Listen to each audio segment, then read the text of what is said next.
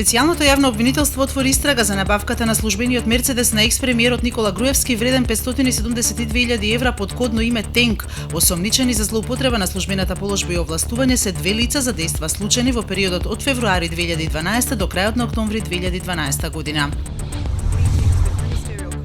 Британскиот државен правобранител Джереми Рајт соопшти денеска дека владата ќе ја примени одлуката на Врховниот суд премиерката Тереза Меј да добие одобрение од парламентот пред да ја започне формалната процедура за излез на земјата од Европската унија. Од владата најавија дека за неколку дена ќе представат нацрт закон за започнување на Брекзит со претходно поставениот рок до 31 март. Новиот американски министер за одбрана Џејмс Матис на првиот работен ден разговараше со генералниот секретар на НАТО Јенс Столтенберг во понеделникот, како што соопшти НАТО и двајцата се согласиле околу фундаменталната и трајна вредност на НАТО за безбедноста на Европа и Северна Америка.